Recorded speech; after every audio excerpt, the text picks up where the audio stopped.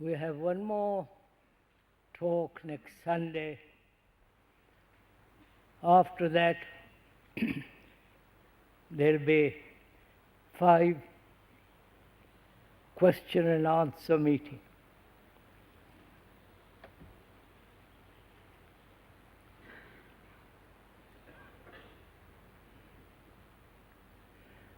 As I said last time that we met here,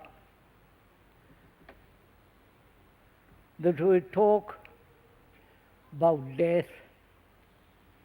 Sorry on such a nice morning. The ending of sorrow, and what perhaps one can come upon what is love and compassion. That's what we said we would talk over today. And on Monday and Sunday, what is meditation, right?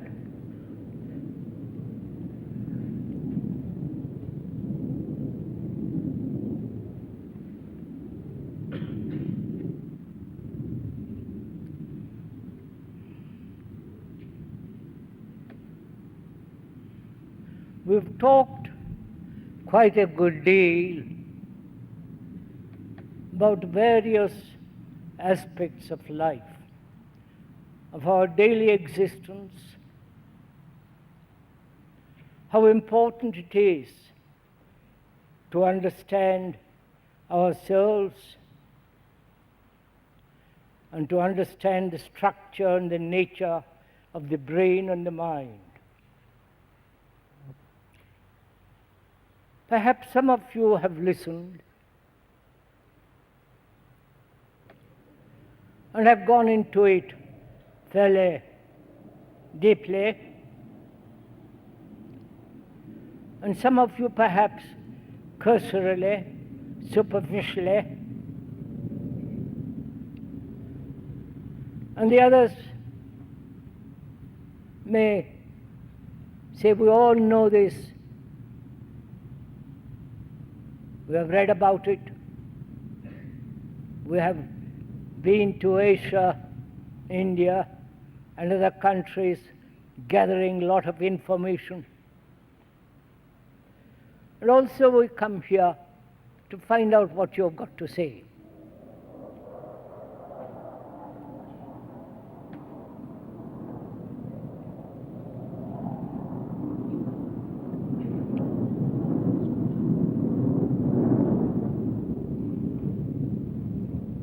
It's a clear day, therefore you're going to have a lot of noise.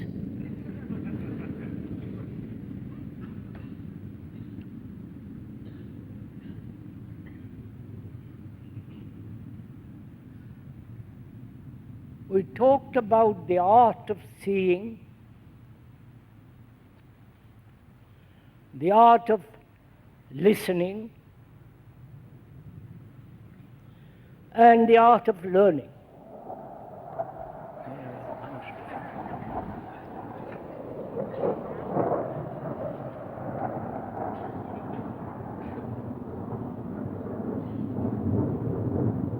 Shall I go on in spite of that?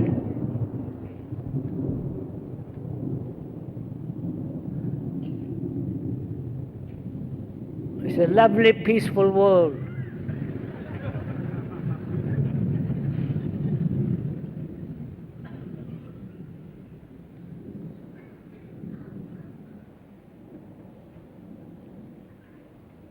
And if I may, I would like to talk about first the art of listening.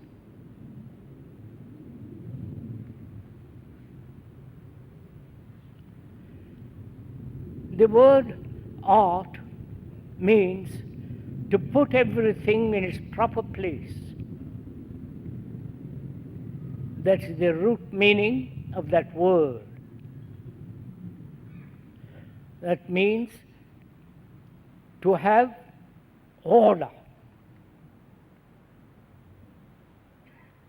Not only physical order, where one lives, in the room one lives, but also order within oneself.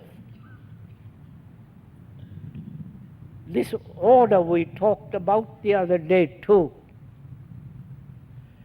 But there is an order in listening.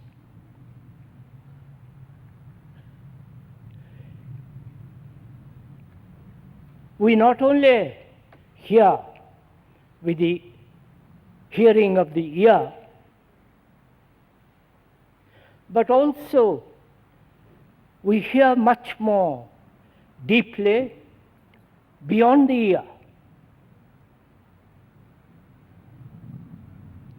That is, we understand the words if one is speaking English or French or German or Italian, and the words are communicated to the brain, and the meaning of those words are ascertained and either accepted or rejected according to our conditioning. That is generally what we do. That is what we call hearing. Hearing with your ears, transmitting that what is said through nerves and so on to the brain, and the interpretation of what is of the usage of words, and accepting or denying. But there is another art of learning, listening. That is not only hear with the ears, but also, if one may use the word, unconsciously, deeply. I do not know if you ever tried that. That is to listen to the words and to find out the truth of any statement that is made by the speaker, not only intellectually, not only with considerable doubt, but also to listen without any resistance, which does not mean accepting, but to listen so profoundly with great attention that the very act of listening brings about a total breaking down of the pattern of the brain. I do not know if I'm making myself clear on this point. Because our brain functions in patterns, whether it's a modern pattern or ancient pattern, traditional or non-traditional. In a particular groove, religious, political, economic, social, but they never come together. That is, to listen with complete attention, which in itself breaks down the pattern of the brain. You're following this?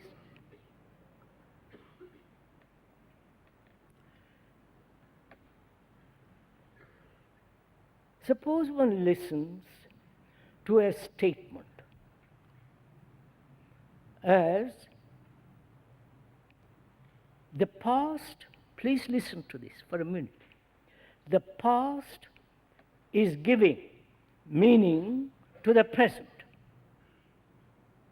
And therefore, the present has no meaning.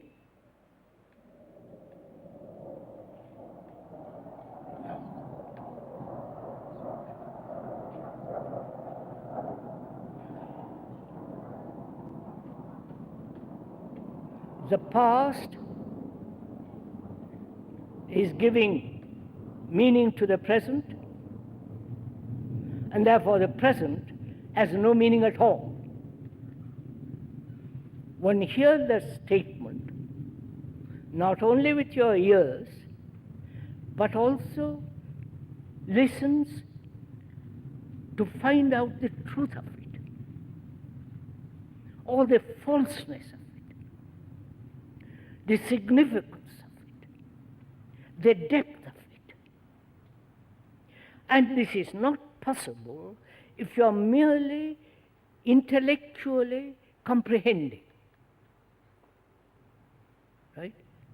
If you are merely allowing the intellect to dominate so that it reasons logically or not logically and come to a conclusion. But whereas, if you are willing to listen to that statement which have just been made, you listen so completely so that either it rings a real bell inside you, as it were, the truth of that statement, or the intellect begins to interpret what has been said. Have I made it somewhat clear? That is the art of listening, which may be in itself the total response of the whole structure of the mind and brain. The response totally, harmoniously, without any direction or interpretation, just the act of listening.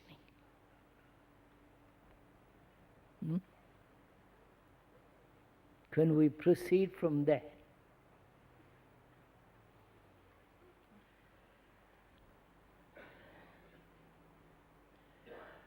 First of all, let us talk over together the question whether suffering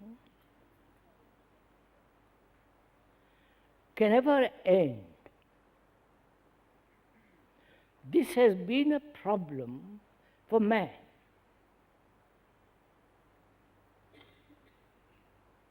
And not only the so-called personal suffering, but the universal suffering of mankind.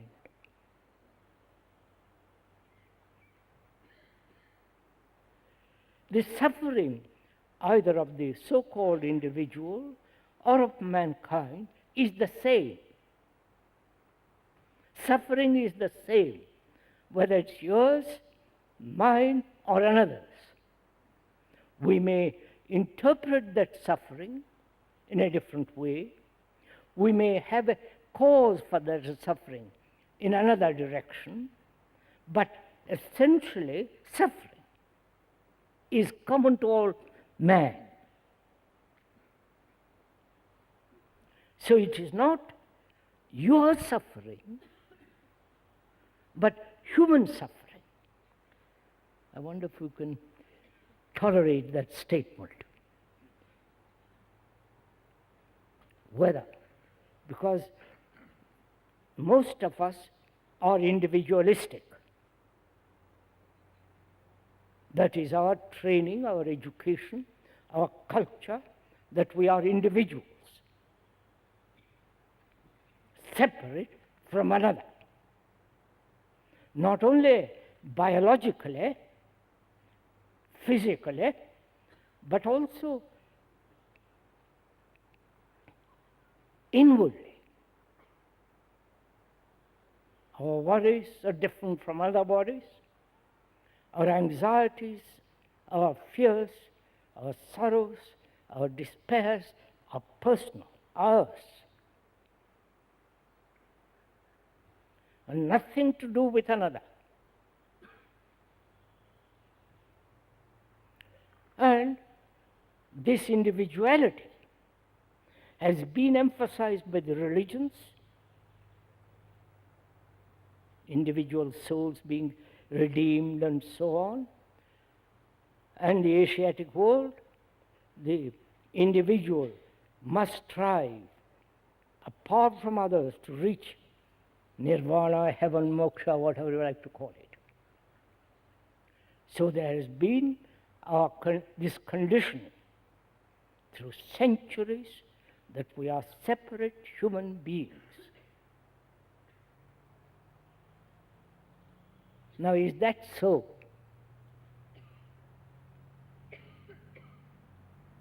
And because we are separate individual human beings, we think we are free to do what we want, to follow this path or that path, that guru or the another guru, follow certain ideals and so on, so. So first, we must question doubt, as we pointed out the other day, whether you are really an individual or it is an illusion which has been sustained constantly by the idea, the education that you are essentially different from another. We are going to question, doubt that belief that we are individuals. The word individual means undivided, indivisible. But we are not indivisible. We are divisible. We are broken up, fragmented.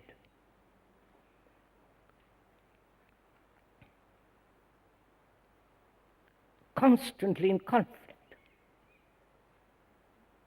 And when you examine the psychological structure of every human being, it is a constant factor, whether the East, West, or whatever country one lives in. The common factor is that all human beings go through a terrible time. Misery, confusion, anxiety, despair, depression, all the rest of it. Whether they live in India, America, or in this country. That's the psychological common factor. Therefore, your psychological structure is common to all humanity. Therefore, you are not a separate psychological entity. This is very difficult for most people to see this, or even to listen to it, because they are so conditioned. The whole culture is based on this. Individual salvation, being redeemed by a Savior, individual striving to become something in opposition to the rest, and so on, so on. So if you see by listening to this either the truth of it or either reject it, as probably most of you will do, or find out for yourself through observation, not through analysis, but through observation, your own condition, and so thereby discover how psychologically it is one. So if you are exercising your capacity to observe without prejudice, without your conditioning, then we can go together, talk over together the suffering of mankind. Mankind is you. The world is you and you are the world. You may be physically different, tall, short, dark hair, blonde and dark skin, black skin, white skin, purple skin, yellow skin, all the rest of it. So we are not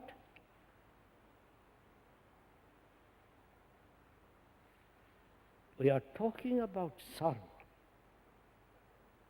man's sorrow, the universal sorrow, the sorrow of every human being on this earth.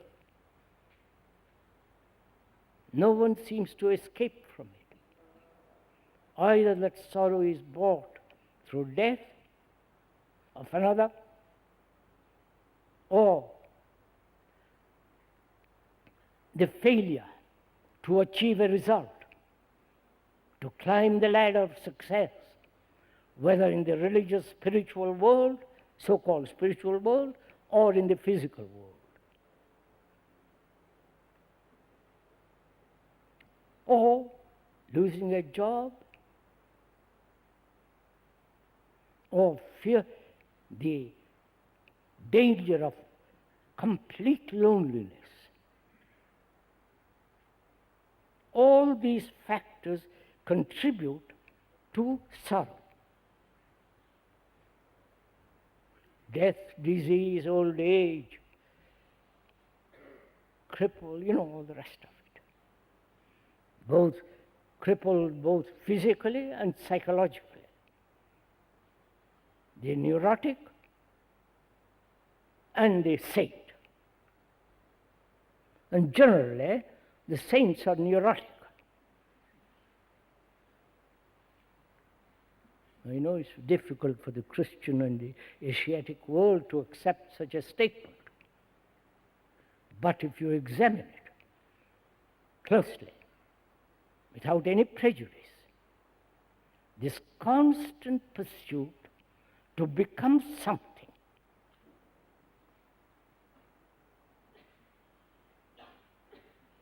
either in the physical world or in the psychological world, to become something. The something is projected by the mind as an idea, a concept, and striving to achieve that. But that what is projected, what is the ideal, is constructed, put together by thought.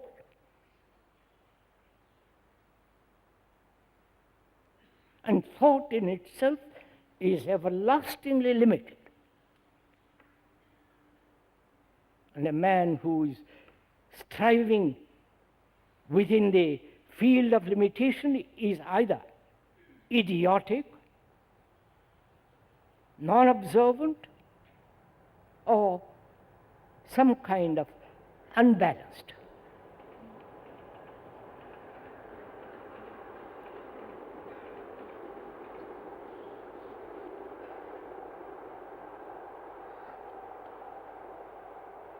That's the first train. We're going to have 3 more.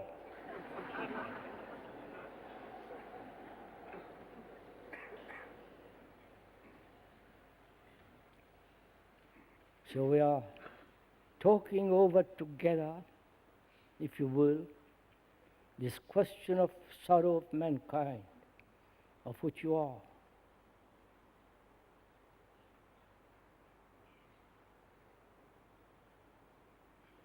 And man has lived with this sorrow.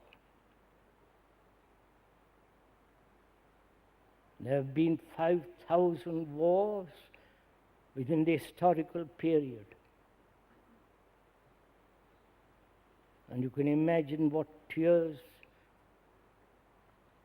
wounds, pain, anxiety, brutality, cruelty, during all these 5,000 years. And we're still going on.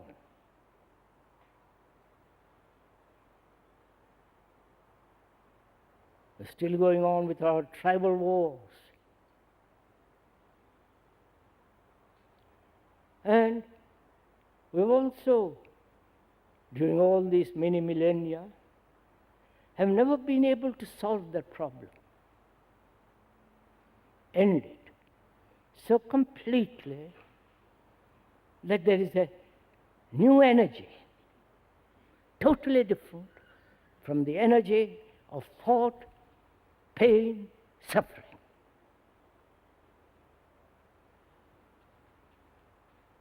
So we are together, if you will, go into it. What is suffering? And why has man put up with it? Can it be ended by will?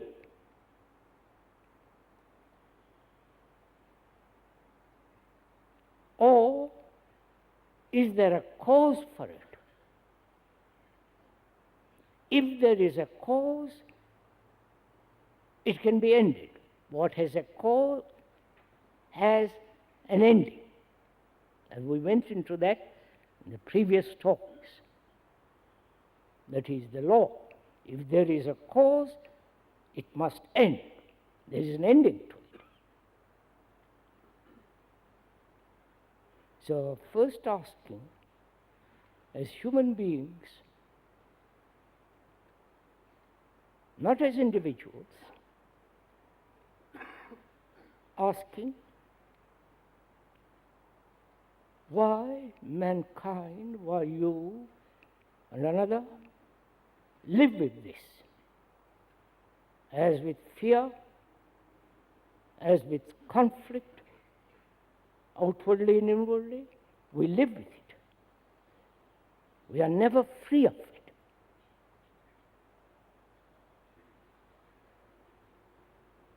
And if one is aware in this sense, to observe the actual sorrow that one has.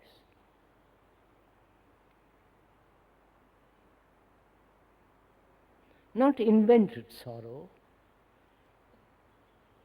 but the actual despair, the actual terrible loneliness, the sense of deprivation, the hopelessness of a life that has no meaning. You may invent the meanings, but actually, if you observe, the life as it is lived has no meaning. Going to the office, factory, for the rest of one's life, occasional holiday with bad weather, and this is the way of existence.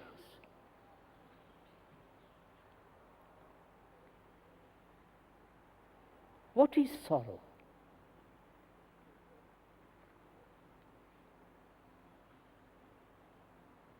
The word sorrow comes also with the word passion. They're together, these two words. Passion, not lust, not sexual demands, but passion and suffering go together.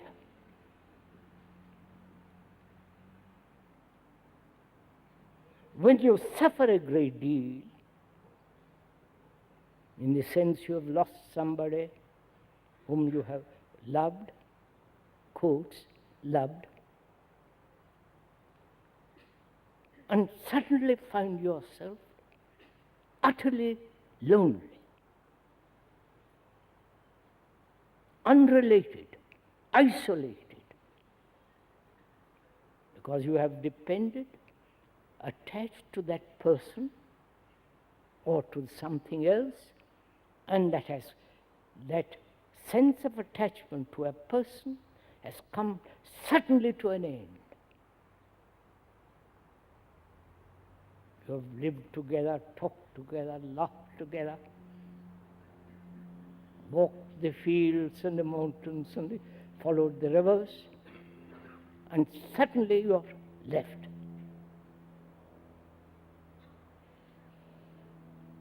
I'm sure you all know this. Then the mind,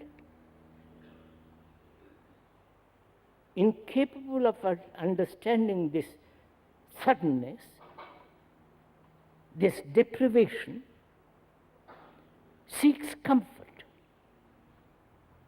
You're following all this? Psychological comfort. Goes to church, gurus, read books, attends football. They're all similar, whether it's a religious ceremony or a football ceremony. I know you'll all disagree, but they're all emotional excitement. And we escape from this central issue of our losing something which you have held dear.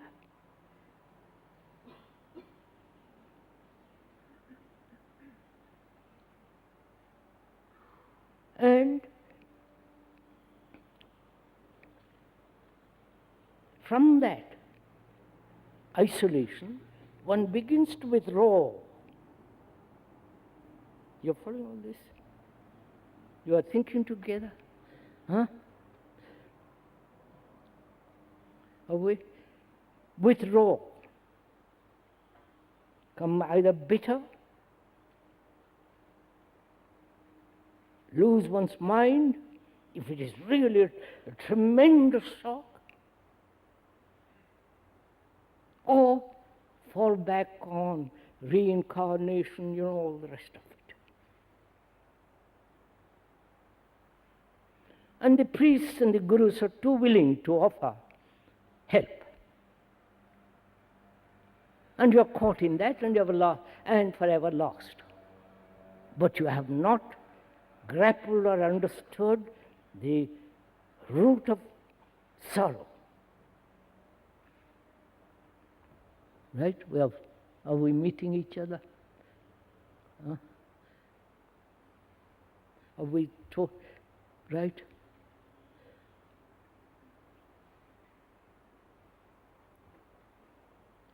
Is sorrow the concentration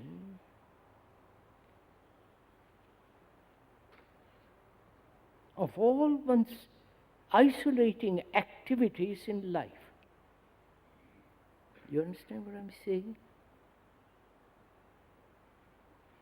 You're for it? All one's life, through various actions, desires, and so on, narrowed this enormous, complex energy of life into a certain narrow groove.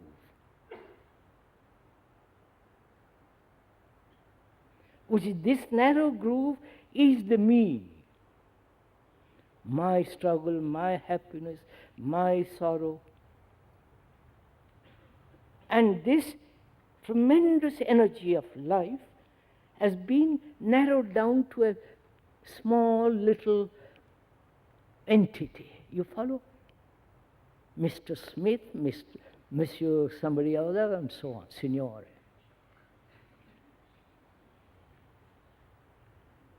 And one is never aware of all that.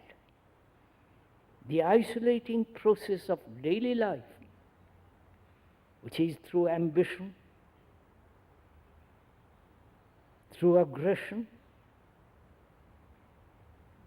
acting for oneself, one's own pursuit of desires, that has brought this narrowness of this tremendous energy to this little point. And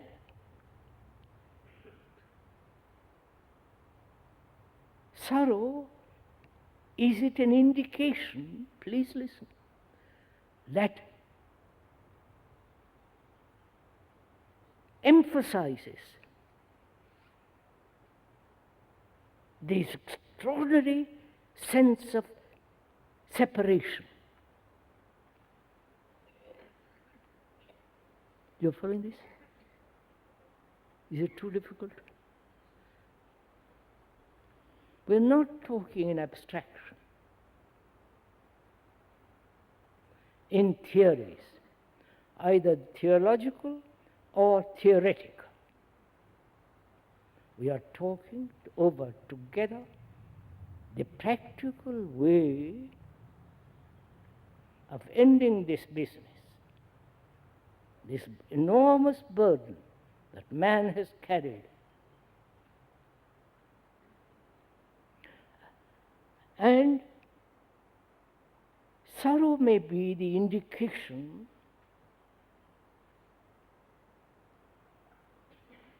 that dependence, attachment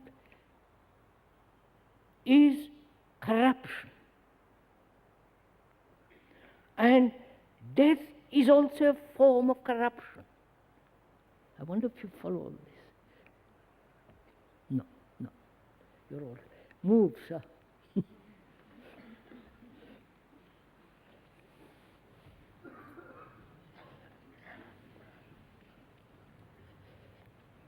Sorry.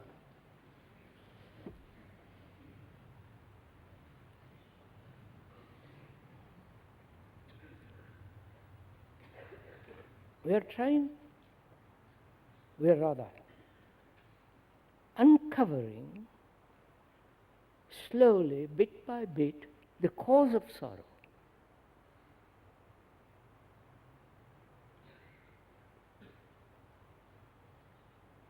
First of all, when another dies, there is physical shock, right?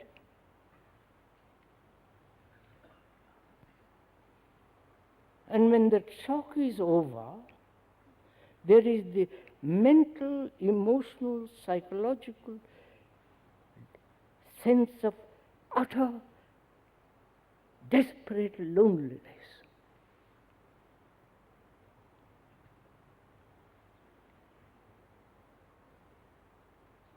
I'm not inventing all this. This is one's life. And if we do not escape, avoid, and be totally with the fact of this sense of isolation, be with it, instead of running away from it, crying, despair, you follow all the things that happen, and be completely attentively with the fact that one is totally, through various activities, brought about this isolation.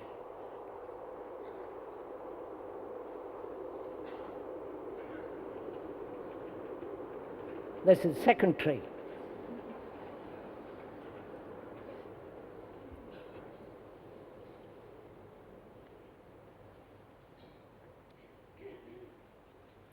So ending of sorrow is not at the moment of losing somebody. You understand?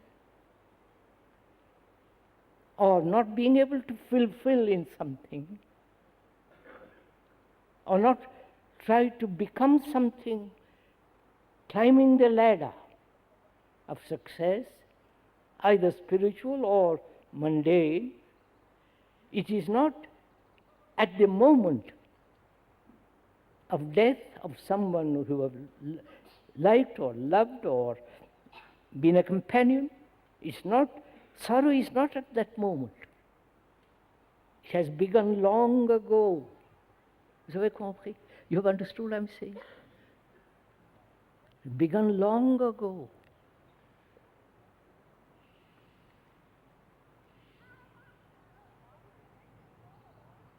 Long ago, in the sense, all your acts have brought about this isolation,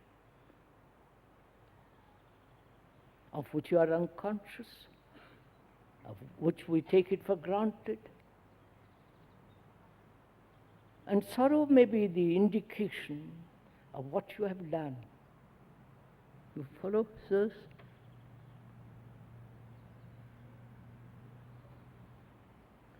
So can this isolating process come to an end? Not at the moment of death and understanding death and all the rest of it.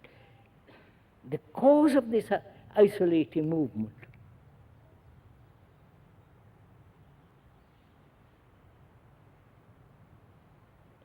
is the cause of this isolating movement the idea I am an individual,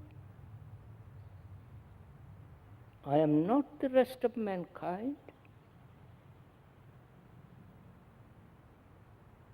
I am separate, my salvation is through my own endeavor, through my own isolating inquiry, isolating activity. There is the beginning. Can that cause, which is the beginning, end there? I wonder if you understand all this.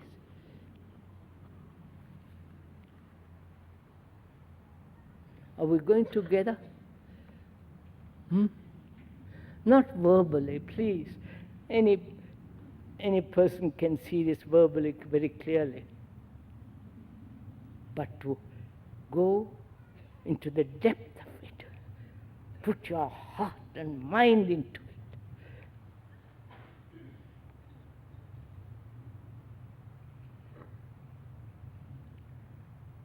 Can there be an action which is not isolating? You understand what I mean? Any action.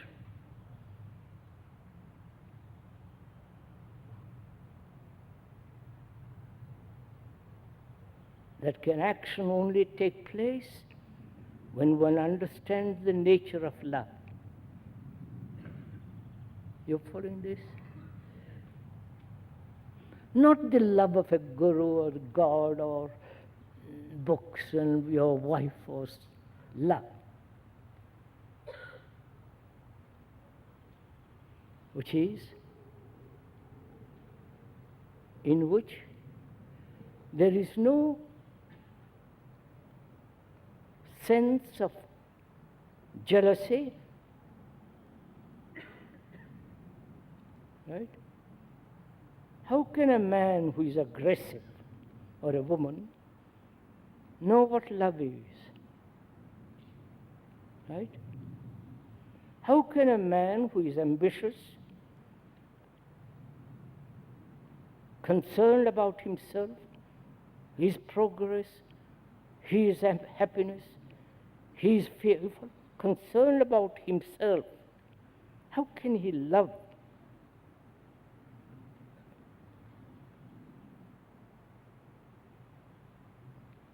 And there is this Asiatic idea, and also perhaps it exists too here, it does, which is surrender yourself to God. You understand? Or surrender yourself to the Guru, the vanity of the Guru. You understand? You're following all this?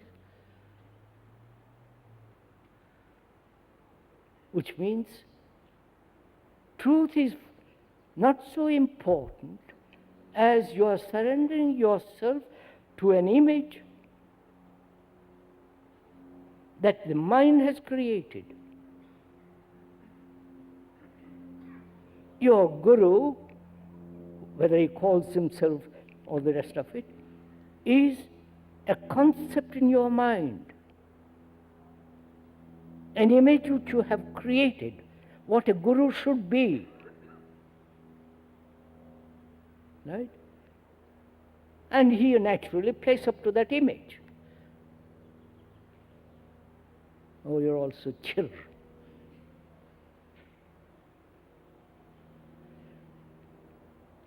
So, is there an action which is not born out of desire?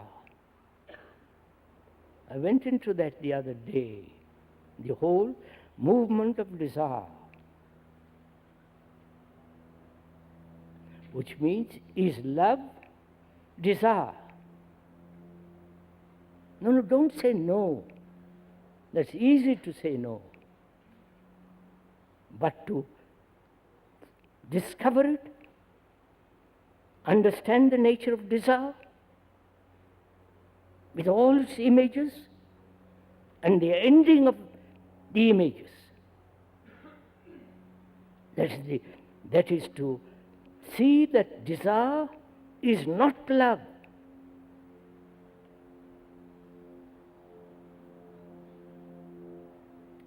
And pleasure, whether the pleasure be the pursuit of God, social service, or helping another, and so on, basically, deeply, the pursuit of pleasure.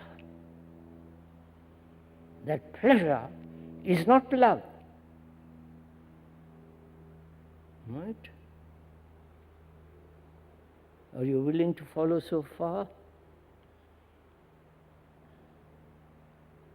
Or your sexual pleasure, the pleasure of being somebody in the world, pleasure of being able to achieve something inwardly, holding on to some experience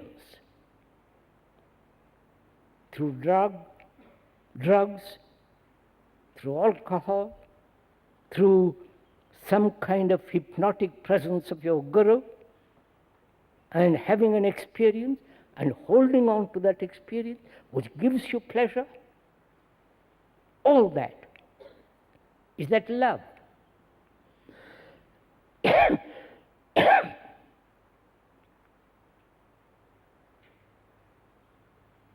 Will we go together into this? This is your problem. You sit there, listen, agree, see the logic of it, see the sanity of it, the reasonableness of it, the intellectual comprehension of it. But when you leave here, this tent, you're back again in the old game.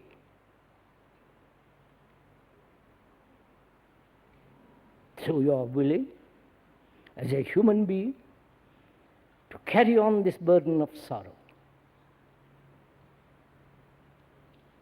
Right? And a mind that lives in sorrow can never be free. You understand?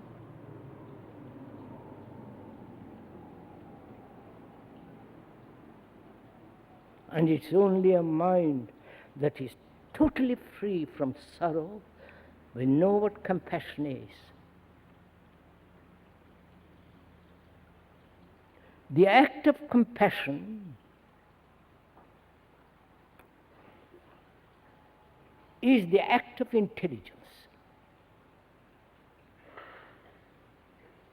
We mean by that word not the intellectual capacity of discernment, to distinguish, to reason, to judge, to weigh. All that is the capacity of the intellect. So intellect has its own intelligence. You're following this? But we are talking of totally different kind of intelligence.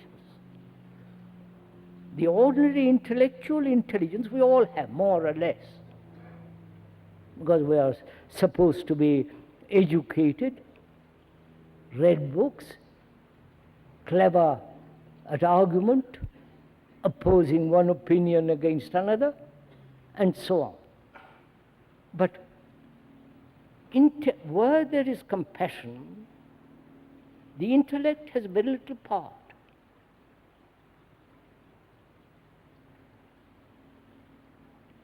Where there is compassion, which comes into being without your inviting, it comes into being when there is the ending of sorrow.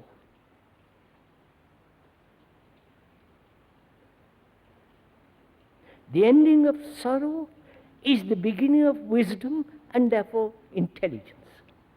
You understand all this? No. You don't do it. You are probably, I hope not, persuaded by the speaker, dominated by his presence, which is nonsense. But if you were really go into this very deeply,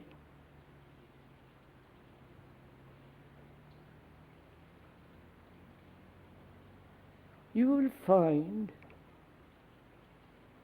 your energy, which is being dissipated now in idealistic actions, in individual narrowing down of action, all that wastage of energy is making the mind shallow,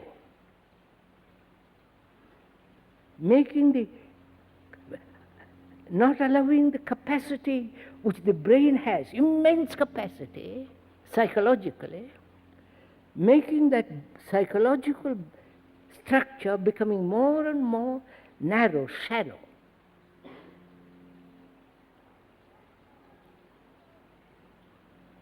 So, compassion goes with intelligence and wisdom, which is the very nature of intelligence. When there is that intelligence, you can argue logically, sanely, but with the quality of compassion. You understand? No, you don't.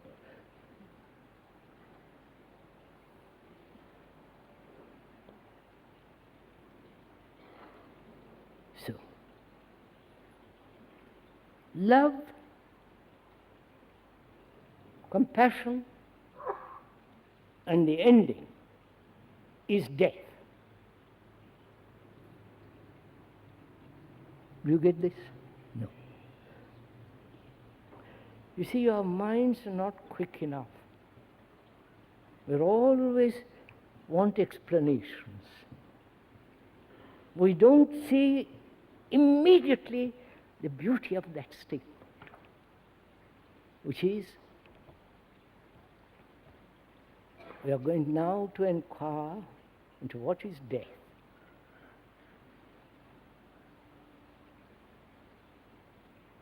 I don't know, one doesn't know if you are interested in this inquiry. Some people say, I hate death.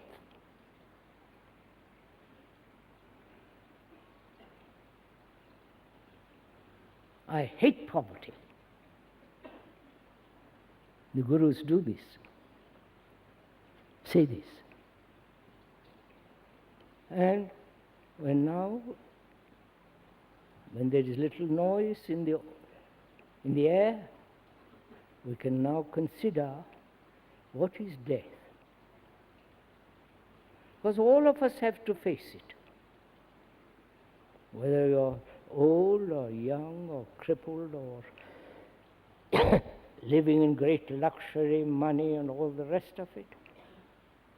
The saints and the common man and the pope and the little priest in the parish village, they all have got to face this. Even Marx has to face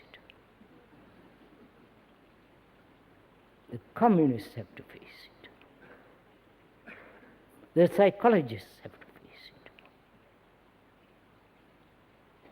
So, being ordinary human beings, not professionals, because then those people who are professionals are already committed. Professional gurus, professional priests, professional psychologists, professors, they're already committed. And therefore, when you are committed, tied, you are already corrupt.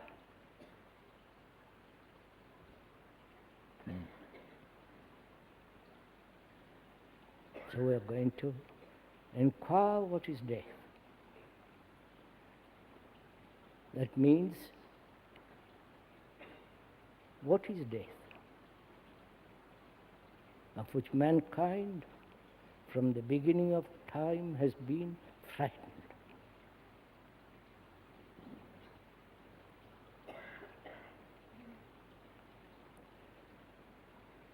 What is an ending? You understand my question? An ending.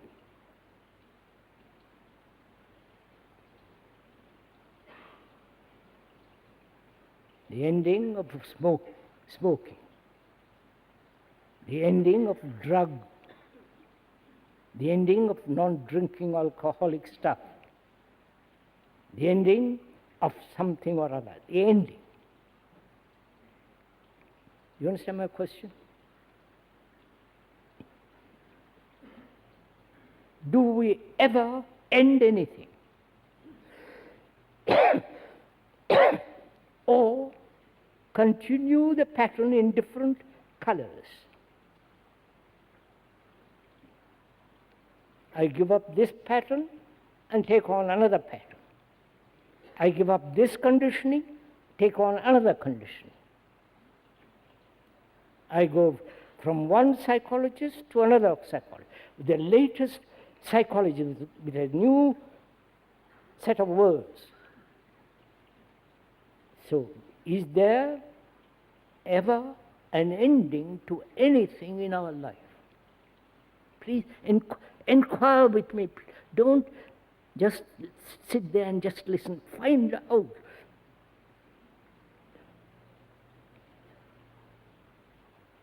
Or there is a constant continuity of the same thing in different directions.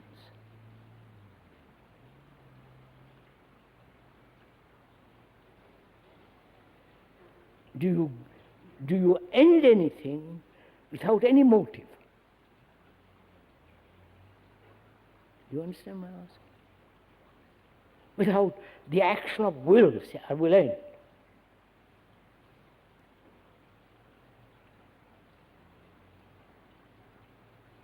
Inquire.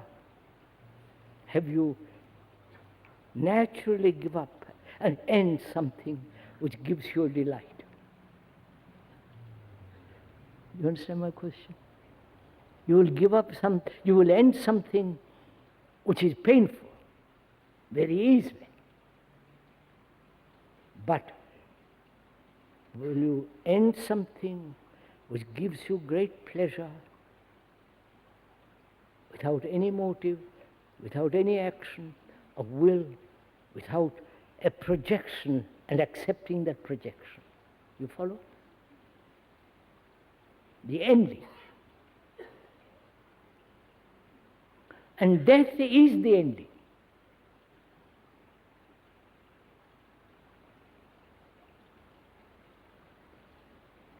Say, for example, you are attached to something. Attached to your wife, to your girlfriend, to a boyfriend, and so on, so on, so on. To a belief, to a dogma, to a ritual, to a theory, to an experience. Attached, holding on, clinging. Will there be a natural, easy ending of that attachment? Without conflict, without asking, why should I? The rationalizing it, but just giving it up, letting it go. Will you do it? No. Of course not. If you told your wife or your girlfriend, I am sorry, I am no longer attached to you, she will tell you, to whom are you attached? You have a girlfriend, another girl? You follow?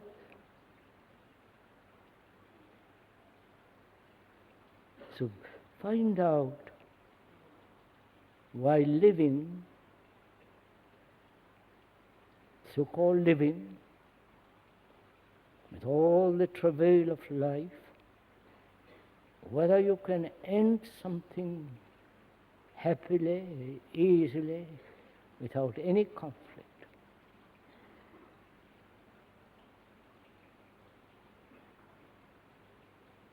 If you don't, naturally, and this is not a threat because it's absurd, naturally you will be afraid of death.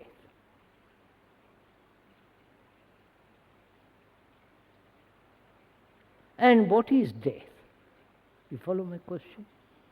What is this death of which human beings are so frightened? Everybody is frightened about this thing. Even Brezhnev, I'm quite sure. Everybody wants to continue.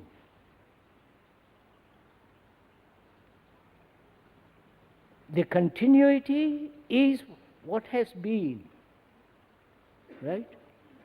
Modified.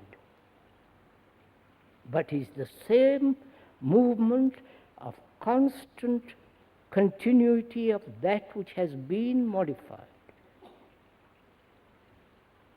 Right? That's our life. The jobs, the conflicts, the wars, the misery, the confusion, that's our living. And we cling to that, which is to cling to our consciousness. You following this? This consciousness which each one of us thinks it is totally different. Right? You're following this? This consciousness is made up of its content. Right? You're following all this? The content is your belief, your dogmas, your rituals, your culture, your knowledge, your despairs, depression, your uncertainty, which is common to all mankind. Right? See, your consciousness is the consciousness of mankind, psychologically.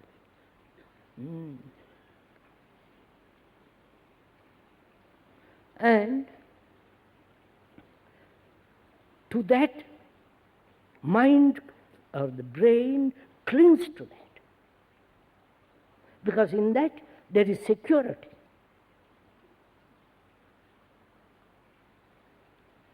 It's afraid to let go. Because you don't know what is going to happen. So if you say, one of the factors of this, of the content of our consciousness, of human consciousness, is attachment.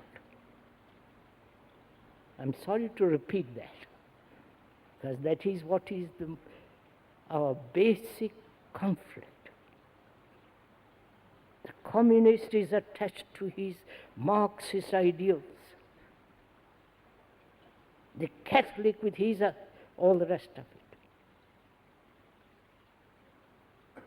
The idealists, the believers, the people who have experience, holding on to that. That's the content of our consciousness. Whether you are a scientist, psychologist, or a guru, or the latest pope. And if you take one of the factors of one of the things in this consciousness, which is attachment, or take anything which is acute and close to you. Then find out if it can be ended.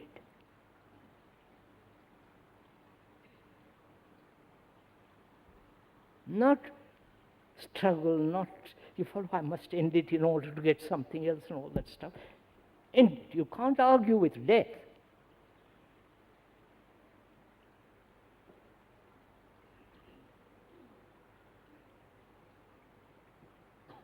Which is the ending.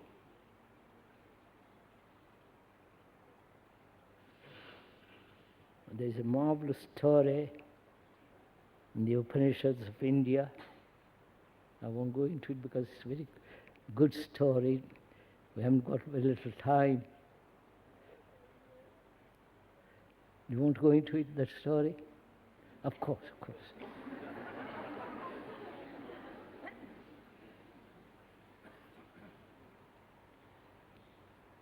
Anything to divert us, move away from ourselves.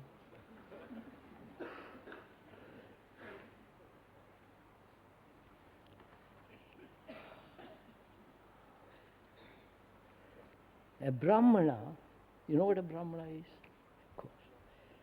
In India, in the ancient days, was giving away everything he had. It used to be an old tradition that when you have gathered some things for 5 years, through work, through all that, after 5 years you must give everything away. You understand? Do it.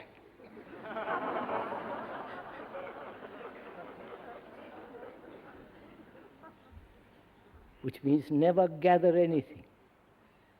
Right? So that we have nothing to give away.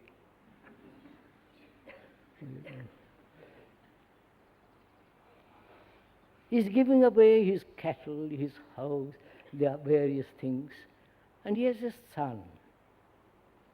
And the son comes to him and says, Father, you are giving away everything, and whom will you give me to? You understand? Whom are you going to give me? To whom are you going to give me? And the father said, please go away, you're too childish, you don't ask this question. But the boy comes back several times, and ultimately says, Father, tell me, to whom are you going to give me? Father by now is very angry and says, I'm going to send you to death. And being a Brahmana, he must keep his word. So he sends the boy away. That's the fourth trait, third trait, fourth.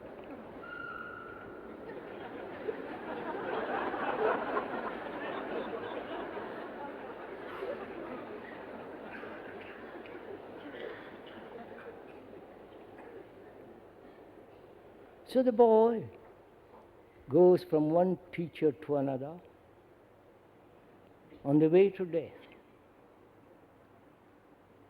One guru, one teacher says, you live after death. Through many lives, you ultimately come to the highest principle. And he goes to another teacher and he says, I'm going to the house of death. What is thereafter? There is nothing after. This is annihilation. So he goes on and ultimately arrives at the house of death. And when he arrives, death is absent. You understand this? See the beauty of it, sir, you understand?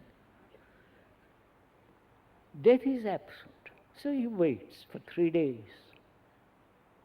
So on the third day, death comes and says, as you are a Brahmana, I apologize for keeping you waiting. And since you are come this long distance, I offer anything you like. women, palaces, wealth, anything you want. And the boy says, I may have all those, but at the end of it, I'll meet you. Right? You'll always be there. Whatever gifts you give me, you'll always be there. And the death says, you're a marvelous person to avoid all this and seeking truth.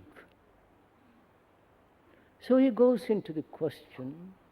I have not read the story myself. People have told me.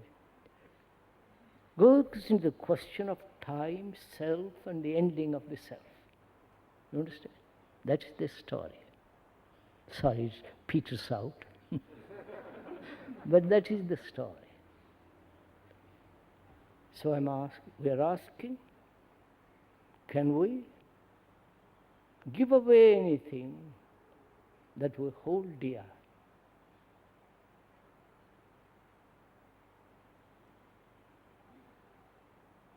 And is there a continuity? Please, will you go with me a little while? You aren't too tired?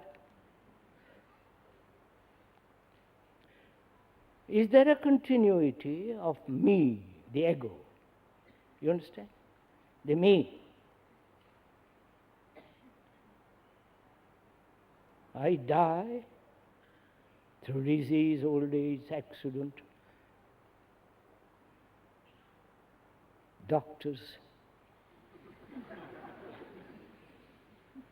the yoga teachers.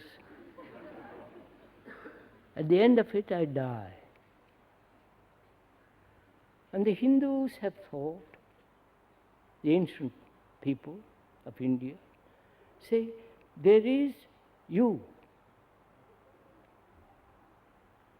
who will continue life after life, going through various stages of suffering, etc. Ultimately, you will reach the highest principle, right? That is what is called reincarnation, to incarnate over and over again. But we are asking, what is this thing that will continue? You understand my question? What is this thing, you? What is the you?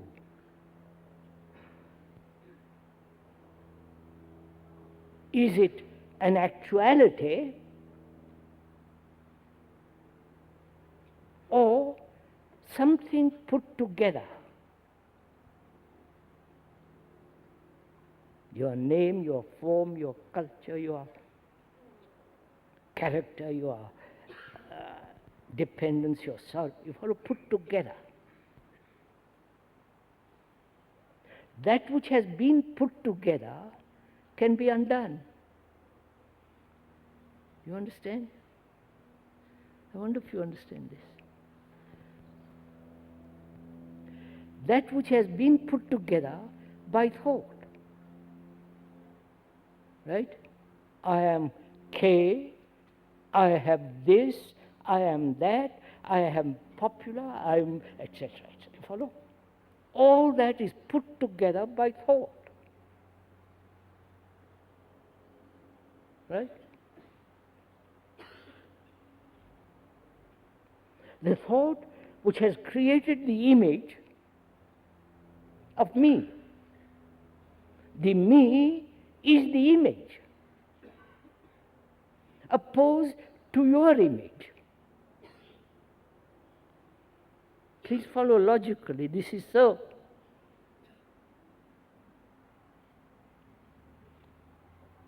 So this thing that has been put together by thought, and when thought ends, the thing that has been put together naturally dissolves. So before I die, can I, living, dissolve this thing? Vous avez compris? You understood? Not at the end. That's very cheap. That is common to all of us, death. Therefore, that's very, very common. Vulgus. Common.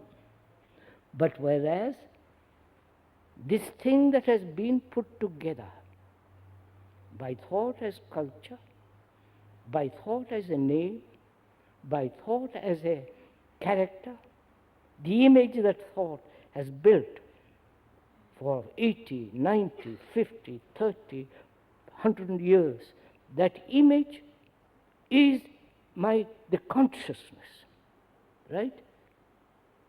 You following this? That consciousness with its content can be ended while I am living. Which means while I am living, I am dying. I wonder if you see this. Understand, sir? One doesn't wait for death to come at the end of time, but to live with death, which is the ending. Then when there is that real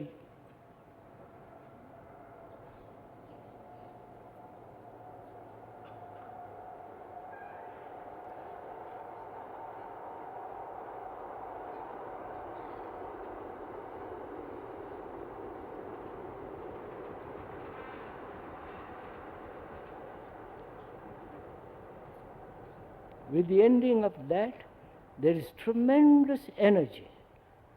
Asseyez-vous, je vous en prie. Qu'est-ce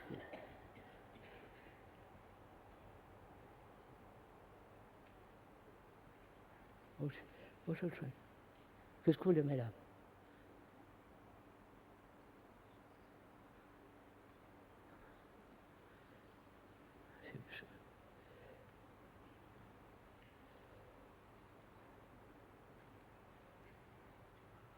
See, with the ending of that, the cause of sorrow is this. And with the ending of it, there is compassion. And with it comes intelligence. And if you want to go much further, not you, penetrate much further, which is the beginning of meditation, which we'll go into on Sunday.